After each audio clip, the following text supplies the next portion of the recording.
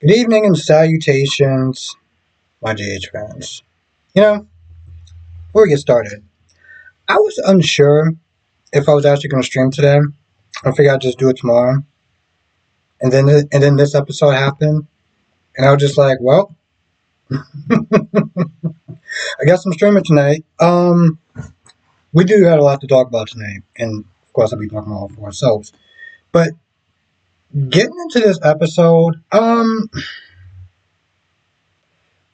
we actually going to start off with Lulu for a hot minute, okay? Because ever since the chicks come back, she has been a very vexing character, right? And she's always had her issues with Brooklyn.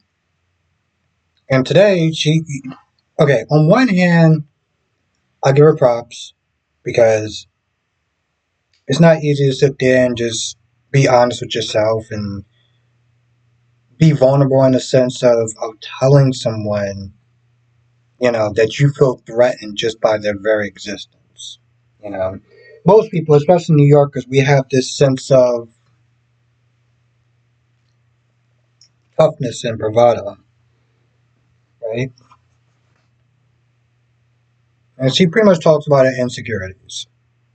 On the other hand, um, the word pathetic actually comes to mind. Okay, she's upset that she's been out of commission for about 4 or 5 years, give or take. And while she was gone, Brooklyn stepped in and pretty much kind of stepped into her life in a sense. The relationships that she had, um, Dante and Tracy and things of that nature. She felt like she kind of like took over, and I'm just like, that's pettiness to a whole new level, right? The sad part is that on one hand, when she finds out about them not being able to have kids, she feels a sense, a level of compassion. And I kind of thought she was going to go with that, but then she starts riding her a little bit right afterwards. And there's a point where she talks about the whole, um, and she also felt like she felt a little threatened, a little off by the fact that Brooklyn knows more about Dante than she does. And I'm like, but y'all two aren't together. So, like, what? She also does bring up the whole her trying to seduce Dante. And I'm like, are you missing the part where like, that's the thing that's just been irking me from the minute that she's gotten back. Okay. She's been upset with Brooklyn for the whole, seduction and trying to bring them up. Okay. But you're not giving Carly that same level of smoke. So why is you going so hard at Brooklyn, which is understandable to some extent, but you're not doing the same thing for Carly, you know? And granted, it's been 4 years. So at this point, it's very hard for me to actually have any sort of sympathy towards her plights and everything. It's just stupid at this point. She does sit there and say that she's going to go to the house and apologize, and Dante's like, hey, listen, Chase told me that in confidence. I really don't want it to get out there. And instead of Lulu being like, okay, listen, I understand, she keeps into trying to make the point of, but I got him. Like, did you not just listen to anything that he just said, or did it just go in one ear and out the other? Like, what's your issue?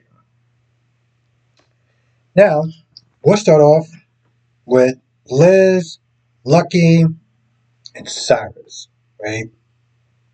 So Lucky, for the most part, gets the better of Cyrus, and Cyrus stabs Lucky in the leg.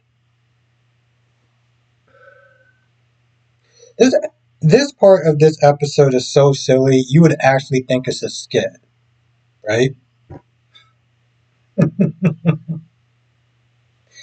Jesus Christ. Okay, so Liz comes downstairs and she's on the phone, and she sees the needle stuck in Lucky's leg, right?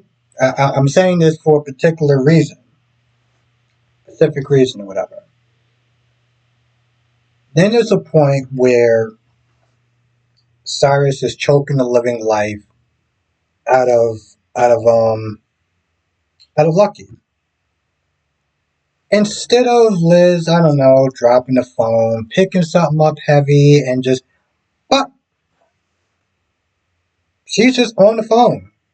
And I'm like, what is she just looking at Lucky like, can you just die a little bit slower and so I can, give them all the information and stuff? Like, what are you doing?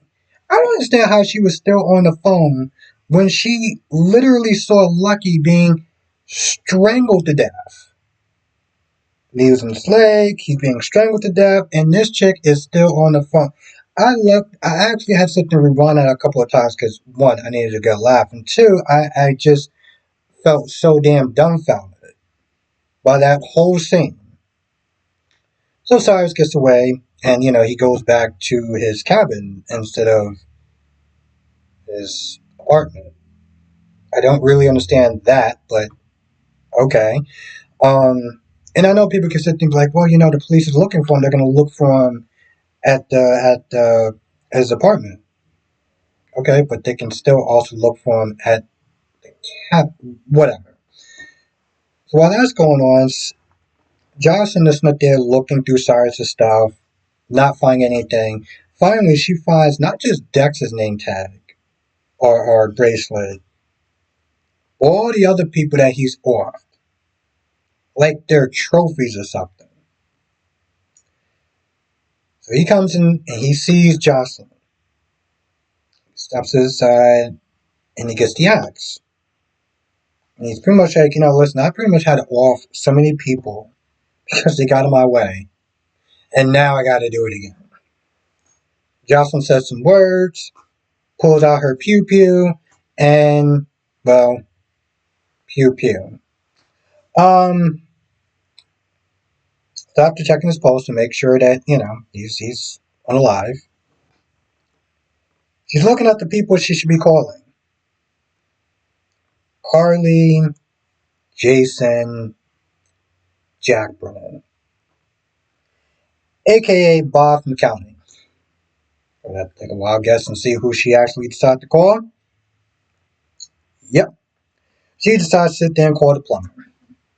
And he comes in, and it's just like, oh, great. Another scene that's just going to sit there and die in the wind. That's just awesome. Aiden gets to the hospital after overhearing Anna. Lulu and Dante get to the hospital. And, towards the end, Isaiah's there. Now, before that wound up happening, you got Jordan, Laura, and Anna. They're all talking about Drew and Sitwell, and Sonny. It's like, what should we sit there and do about this? And we got Drew that's there aligning himself with Sitwell. Like, and Jordan says something that's really interesting. Jordan's like, listen, at the end of the day, I'd rather sit there and deal with the devil that we know instead of, you know, some unknown guy like Sidwell. That's been a problem for as long as I watched this show, and I've been watching the show since high school. It's no surprise that Sonny is the best of a bad situation. Between the ports and everything like that, and who controls those ports, and just having one person in power, because there's always going to be a certain level of crime and crime figure and stuff. But as bad as Sonny is, we have seen time and time again that there are worse. Okay? There are worse. Sitwell, clearly going to be the worser between the two. Is why, for the most part, unless they actually see something, they're kind of just like, man, let's just hope that I don't see Sonny doing anything illegal, because, I mean, if he's going, talk about a war zone. Then you talk about Drew and if he could be trusted, he's changed, and blah, blah, blah, blah, blah. It's only a matter of time before they give him the full Julian Jerome treatment. You know what I'm talking about at this point. Speaking of Drew Kane, he sent to asking Willow to move in, and Willow's like, I don't know, because I got kids, and I just moved him into Nina's place, and Drew is still kind of pushing a little bit, and also Wiley, and Mila is too young, but Wiley is old enough, and she's gonna have to sit there and explain that and everything, and so she's just like, right now is just not the right time. Um, and then Drew was like, listen, it's fine, I'm not gonna sit there and push or anything like that. I was like, bro, you were doing that like 5 minutes ago. But okay, sure, whatever. Um, so you gotta get that going on. Now, Stella, Portia, and Curtis. Honestly, Judge, there was no point of Portia actually being in this episode because it really just came down to the conversation of Stella being called by Curtis, for a little nightcap or whatever, and they're spending Valentine's Day. And what he really called her for is because she knows somebody in Congress that could, deal with Drew. Because, Drew's all over the place and he's going to sit there and destroy his life. And, we just can't have that. And of course, Stella's like, I got you. This plan that Drew's going to block, he is doing it out of spite, not a revenge. He doesn't care if it hurts people or not, which is true. This deal could benefit the company, it could benefit the city. He's a councilman. He's there to serve the people, but he seems like at this point he is serving his own agenda as far as, um, you either going you gonna either let me in or nobody's gonna be happy. So that's what that said. Now Jason sat there at Sam's grave, asking for guidance on what he should do, even though it's not like he doesn't know the answer. Should he unalive Cyrus or should he sit there and be a good dad for Danny? And seeing how, for the most part of his life, he has not really put his kids first, maybe Sam not being there is probably a good time to start. I mean, probably a good time to start was when Danny was born, but whatever.